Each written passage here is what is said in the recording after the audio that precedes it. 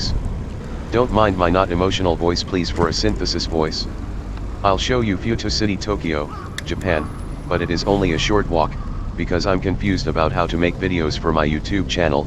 I have not concluded about it yet, and because Japanese government admonishes voluntary restraint inside for COVID-19. I wonder why my late videos have not been seen many times more than I expected.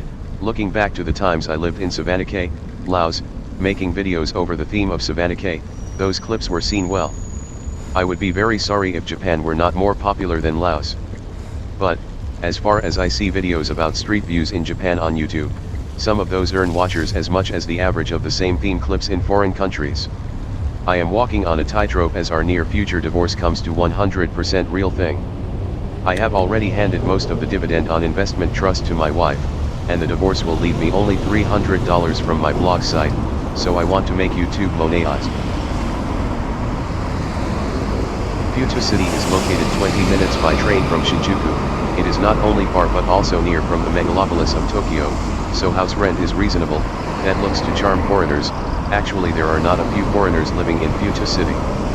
Fuchu Station of Keio is the third stop from Shinjuku, if you get in the rapid train, which doesn't force you to pay extra charge.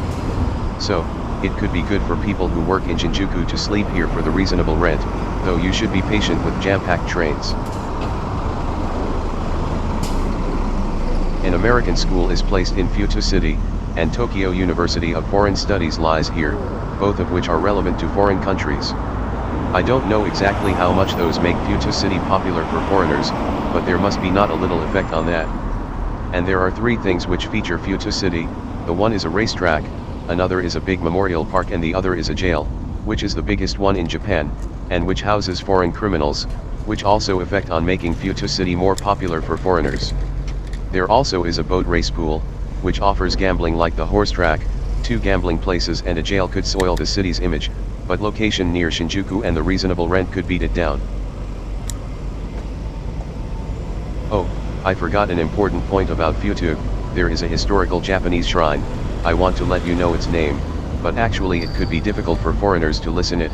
Anyway, I'm to do Okonodamajinjia, which cannot be correctly pronunciation by David, of which voice is synthesis. And also there is a factory of a big electric company and also a branch of a major newspaper company in Fuchu City. Going to the west, you can enjoy the spectacle of the Shisubu mountain system. Tama River runs south of Fuchu, along which the cycling road leads to near Tokyo Bay. You can enjoy cycling. There is the Kofu Airport located far east of Fuchu, from which short distance airplanes take off to several islands in Tokyo. If you want more subscribers, you should video those places in this clip, but I didn't for my laziness. Okonodamajinjia lies at the end of the street. As is often the case with Japanese historical buildings, the old shrine is so humble. If you expect a spectacular building like in China or Europe, you might be disappointed. I think that travelers should enjoy the spectacle of nature but scenes of artifacts even though those were historical. So, I never recommend Kyoto as a historical city. I don't know why Kyoto is so popular for travelers. I recommend going mountain chains of Japan or coastlines around island Japan, on which you should run by a rental motorbike and so on. Fuchu spells F-U-C-H-U, but David can't pronounce correctly, so it has to be spelled F-U-T-U, for better pronunciation by David, if not correct. So much for Fuchu. I have made a video every week since last December, 2020, then definitely making videos in such a routine gets subscribers more than the average by far. I predict with certainty that you can get 1,000 subscribers in 1,000 days at longest with a new clip every day, because I got a subscriber a week with making a new clip every week, and I estimate a subscriber a day with making a new clip every day. However, you don't have to be pessimistic, because the estimate doesn't add a tinge of quadratic curve, so roughly speaking, I think it takes 6 months to get 1,000 subscribers with making a new clip every day. Even if you made a clip every day, if those scenes were that you get up and brush your teeth every morning, you could not get 1,000 subscribers in 6 months. I want to know how to make videos as routine work that can earn some money from YouTube. So, I'm checking if the street view can get more watchers or not. Shooting street views is routine work in a manner. But, I'm about to be tired of checking it before I get the answer. I have an idea, though it is not unique, that I shoot odd stuff in Japan. shooting a notice that getting larvae of cicala is unprohibited for example, and it would be better if I could shoot interviews with those who get them. The clerk of the city government who posted the bill doesn't know why there are people who want to get the larvae of cicala, but they say that foreigners who have a habit to eat it may get it for eating. I have a curiosity for those who complained of them, though I don't know where the larvae exist. If getting the larvae makes the ground of the park grub being uneven, if so, I could understand the complaint. Or is there any other reason?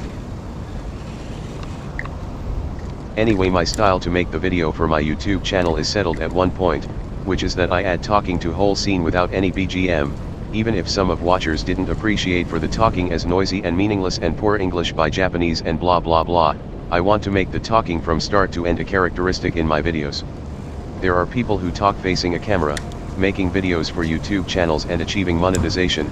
This is ideal, because not only you don't have to go out to video, but also you don't think camera work, just fixing the camera at one place. So, I cannot help praising stand-up comedians who earn money by only talking. Of course not only the comedian, but also some reviewers have got many subscribers on YouTube. That means the power of talking, though curiosity of people toward new items may assist their channels to flourish. Another ideal that I think to make videos is that I let my talking fade out in the end of footage for watchers to expect the talking to be continued and let them want to see the next new clip. However, don't mind, because the part of talking after fade out doesn't mean too much, and analytics on my YouTube channel says that most watchers don't see my videos to the last. I wonder if most people saw my video from the beginning to the last, had I offered the prize of $1 million for a person who wins the quiz in the closed section of each clip, though you don't need to monetize on YouTube, if you have such big money.